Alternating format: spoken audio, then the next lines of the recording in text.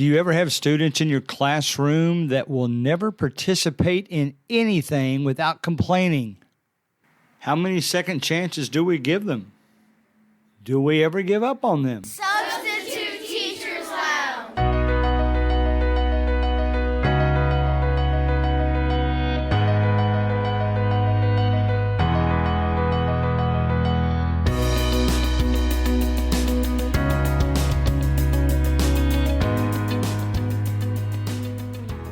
All right, admittedly, I'm not real comfortable about the subject matter today, but you will occasionally come across a student that I would put in the category of caustic, because now the real definition of caustic, if you just look in the dictionary, the main definition has to do with burning or corroding by chemical action, but using it the way we use it sometimes, it means sarcastic in a scathing and bitter way. For instance, I can relate to this. The players were making caustic comments about the refereeing. So that's just sarcasm, biting type comments. I also, if I look at the synonyms for the words, the synonym that I think fits best for what we're talking about is bitter or scathing, perhaps, but you will occasionally run across a student that it doesn't matter what you try with them. You know, even if you still substitute one day at a time, you're still going to run through students that you have over and over because you go back to the same grade, you go back to the same teacher, whatever the matter may be. So since I've been doing this for roughly 3 years now in a day-by-day way, in a way that maybe lasted a few weeks, and as you know, in what is coming up on my last week of a 1-year contract as a full-time substitute teacher, that's what we're going to be talking about. I'm kind of compiling things that I've learned over the last 3 years, that what to do when you come across one of these types of students, that it doesn't matter how much fun and activity is for everyone else in the class. This student just complains and basically takes all the fun out of it for everyone. Now, let me back up a little bit and remind you of some of the things that I've said in past podcasts about giving up on a student. One of the first weeks I ever substitute taught, I came across a student that had been labeled to me as a troublemaker. So I tried to go out of my way to help the student, and it worked. But then I noticed at the end of the day, when this student, he was kind of talking loud. We were at the doorway waiting on buses, and they were standing there, and he was talking loud, but he wasn't talking any more loudly than other students in the hallway. But yet, when a teacher came by, I noticed that teacher singled out this one child, even though it wasn't really different than what the other children will do. And I think that's because that student, for that teacher, fell into this caustic category where they had just been grinding on the teacher over and over, and now every time the student does anything, that's the first student that the teacher yells at. So I like giving kids the benefit of the doubt. I always do. There are times when you'll be overrun with things that go into your mind because of a way that a student behaves in class. Now, here's the kind of student I'm describing. Often, in fact, I'd say even most often, they're good kids, maybe even with great grades. But yet, when they don't get what they want, they let everybody know about it. And it occurs at every grade level: elementary school, middle school, high school, all three. They just put that environment in the class.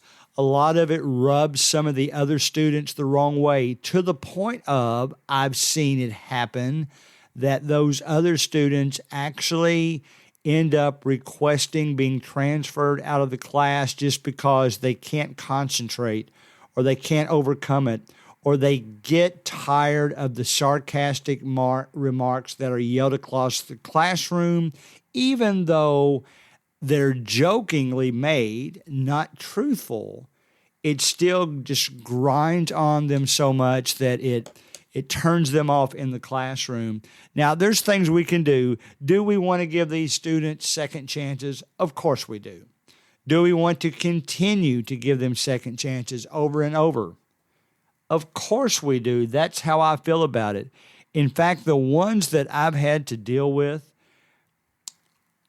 when I fuss at them most to the point of just shutting down everything we're trying to do in class and just make everybody be quiet.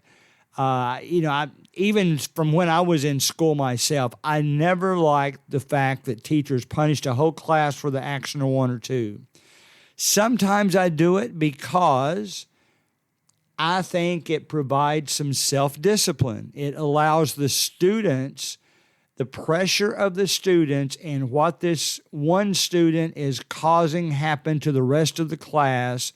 It kind of is a self-discipline type tool.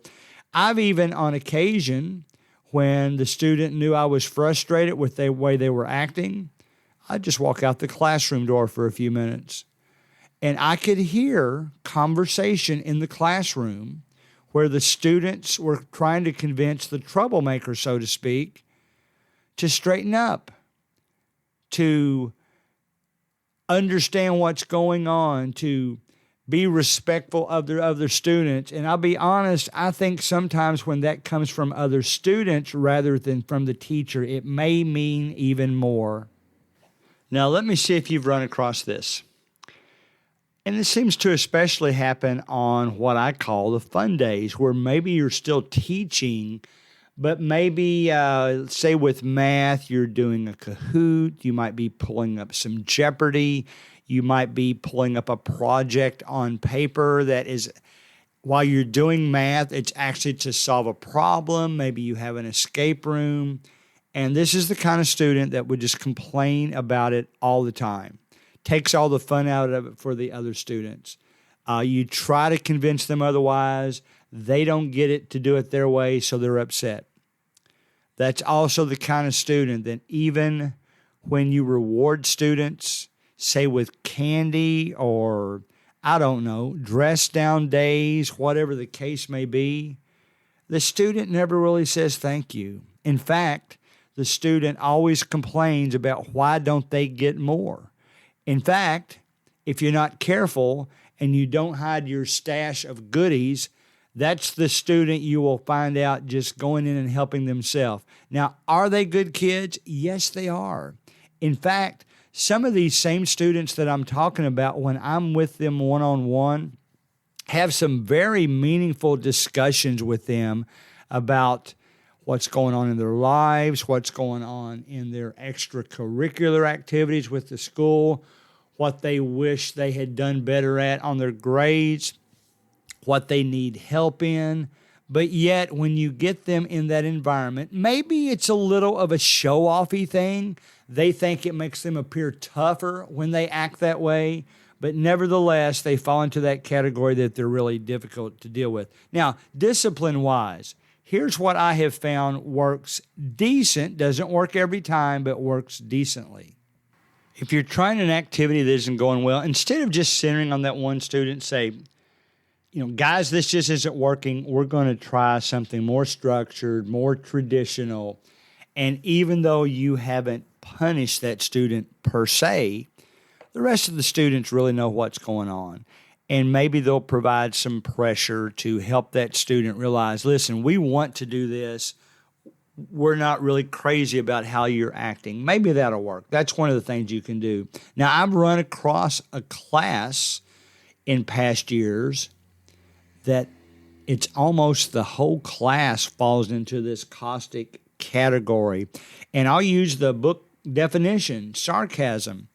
It would be a class that would get loud, that would yell sarcastic remarks, sometimes hurtful, back and forth to each other. They didn't really mean it, but certain personalities of children, that just wears on them, and they can't get used to that, and it really offends them and bothers them. I even mention to the kids sometimes the emotional effect of things like that is worse than if somebody had just punched you in the shoulder. You can recover from the punch, but sometimes they say something that just comes across as so hurtful that it just bothers the student a lot. Maybe this student would yell at others.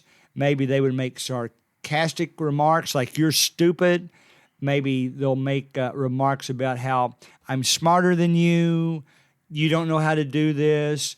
I don't want you on my team. Just really hurtful things that bothers other students.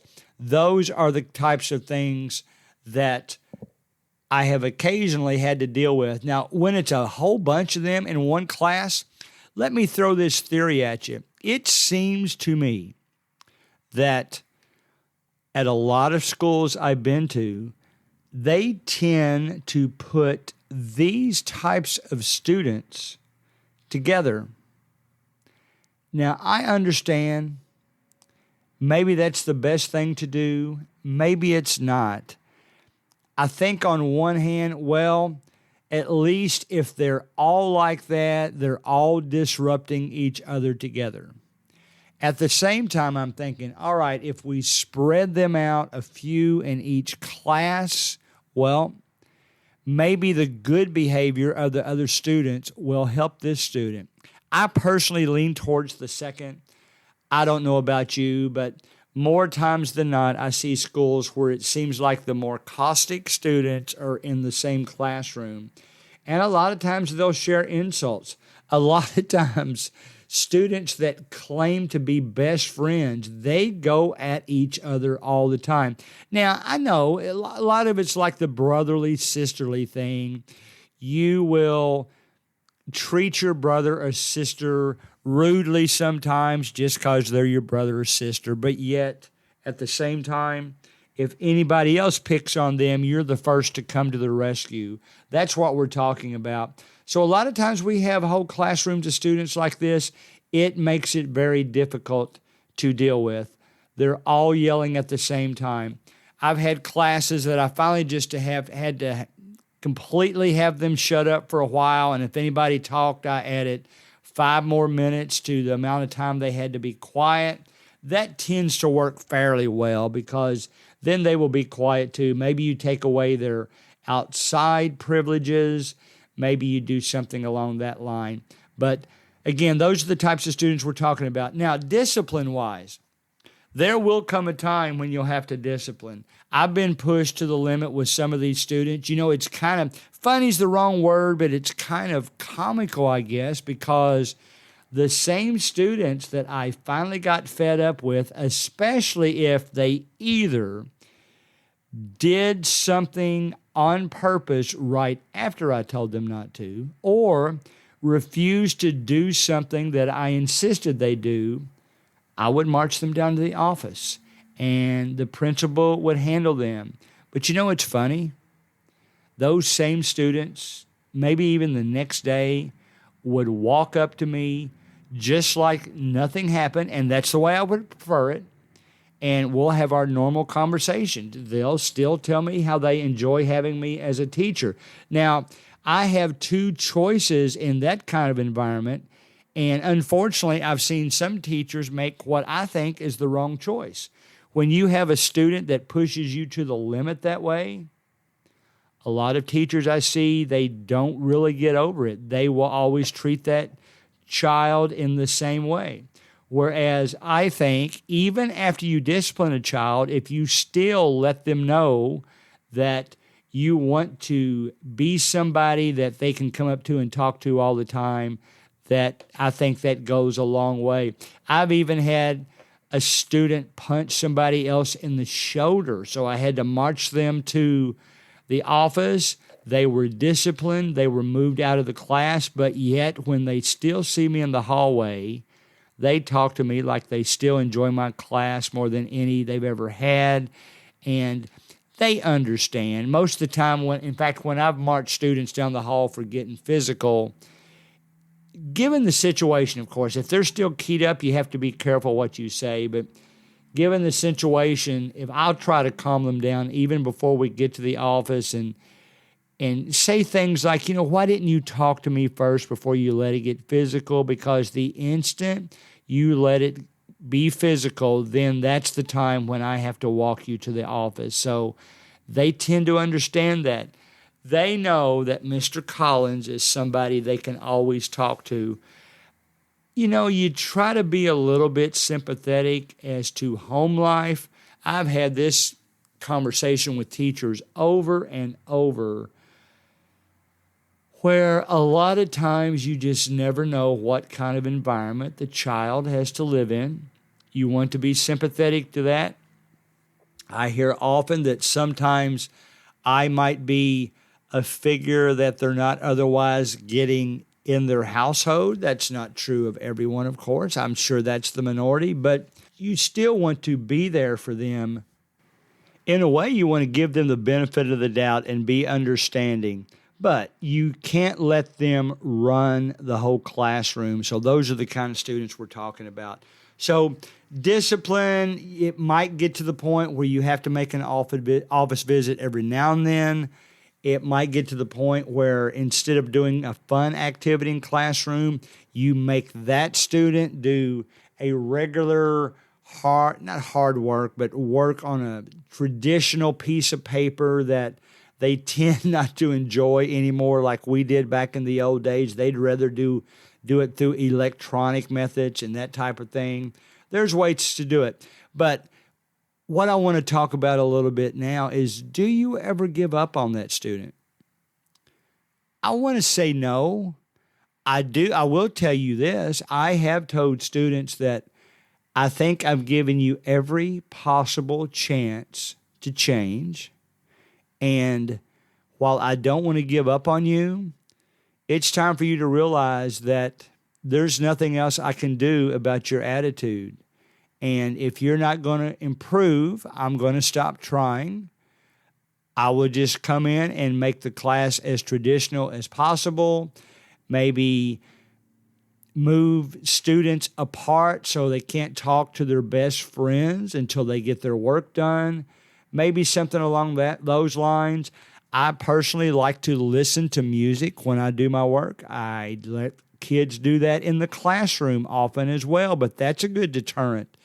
If they know everybody else is allowed to listen to music while they're working with their earbuds in the classroom, but they can't because of their behavior, that tends to be a good motivator to do better as well. So those are some of the things that you can do with the student too. Now, occasionally when you get the class type that has a lot of these individuals, I know I've heard teachers describe a class as the students hate each other. They just come across so hateful. And sometimes it's not real. Sometimes it's just their attitudes and their personalities, but it's hard to differentiate. I know I've heard a principal tell the students, listen, if we see you punch somebody, we don't know your best friends. We have to treat every punch the same way. Well, words that are hurtful should be treated similarly. It's hard for us to differentiate when you're joking around and when you're not joking around. So if we think you're being hurtful to an individual, we'll have to act on it. We'll have to discipline. Now, I have a sarcastic sense of humor myself. I like to joke around in the classroom, but even in my situation, I try to realize that some students don't take it as well as others, and you have to gauge that. I will tell you this. I think I have some students that if I don't joke around with them sarcastically, they think something's wrong. They think they've hurt Mr. College's feelings in some way and that I'm not joking around with them anymore. So I make sure I joke with those kind of students all the time. Others, now this is rare now because most of those students know me and know my personality, but occasionally I'll come across a student that I can tell that they don't like to be joked with because It makes them embarrassed a little bit. You have to be conscious of that. Same with the students. You can't let them just say hurtful things all day long to everybody. If we know they have a brotherly relationship, a sisterly relationship with somebody, is it okay to say, let it go? And, maybe it is. Maybe it's okay to let a few comments fly and let them get away with that because we know there's a friendship. But I worry sometimes if we let them get away with it too much, it becomes part of their personality and they're saying that to everybody. So when we have students like this, we have to do our best to be firm with them, but yet let them know at the same time that we're there for them to help them as much as we can.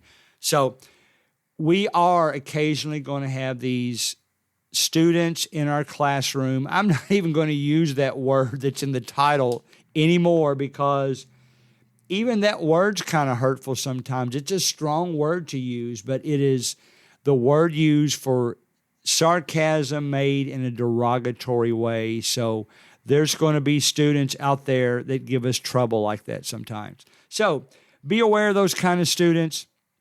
Make sure that you know that they need your help just like everyone else. Please, please, I can't stress this enough. Don't give up on a student ever. Make sure that that door is open. Sometimes I feel like I'm ready to give up on a student, but I've never used that word with them. I've never said, I'm giving up on you. That is hurtful. I may say instead, listen, I've given you lots of chances. I'm just not going to pay attention to you anymore. I'm not going to reward you for anything. I'm not going to do anything out of the ordinary for you. I'm just going to give you your work and go on. It's now going to be your decision whether or not you change for the better and become the better student. I don't want you to disrupt my classroom. I don't want you to be mean to other individuals. Sometimes what will happen too is the student that's saying mean things, the other student may react physically. And of course, which student do we punish?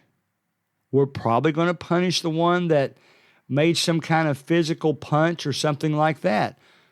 Now, is that fair? Well, yeah, within the rules of the school, it's fair, but maybe we need to do a better job of trying to cut it off of the past and make sure that that student does not ruin it for the whole class, does not say hurtful things for the whole class, does not complain about every little thing you do. Now, I will jokingly tell you this. I did have one student who I actually knew outside of the school system. And I was joking around with them one time about, why are you being so negative in class? And I told them, I tell you what, if you can be positive, not say anything negative for a week, I'm going to bring in treats for the whole class. And that really motivated them. Now, you might say that was a bribe. Okay. But if it fixed the situation, it worked out well. So that student did go out of their way to be positive. Now, did they go immediately back to negative after it was over? I won't say that their negativity went completely away, but it did improve. And I was glad that I had a student that I could kind of test that method with, and we could move on from there. So in that way, that's one thing that I try to do on occasion too, is reward the student for improving behavior rather than discipline them for terrible behavior. Maybe if you just give them the opportunity to earn the right of gaining your respect back and being better in class, that might be all it takes. So you are going to run across students that give you a hard time, that give the other members of the class a hard time. You will have to deal with that. You may have to discipline in that situation. But bottom line is here, I hope that you find a way that if you have to discipline, You still make sure that student knows that they can still come up with you with any problem they have, and don't single out that student in the future just because they gave you trouble in the past. Always make sure and give them the opportunity to improve themselves. Who knows, you may be the one that touches that child's life and helps them to turn around and improve their situation. So let's put behind us topics about, for a while anyway, topics about students that cause trouble in class, and hope that we can improve the situation for the student, the other students, and the classroom environment, and for your own mental sanity. We are heading into our last week of school where I am this year, so it's been a fast one. I'm going to miss those guys. My students are already joking with me that they definitely want to be there on the last day of class because they know that I said that I'm probably going to cry because I'm going to miss them so much, and they want to see it. So we'll see how that goes. I'll let you know next week how that goes. Today is actually May 14th, 2021. That's where we're headed, and we hope that everybody has had a good school year. Until the next time, we'll see you on Substitute Teachers Lounge.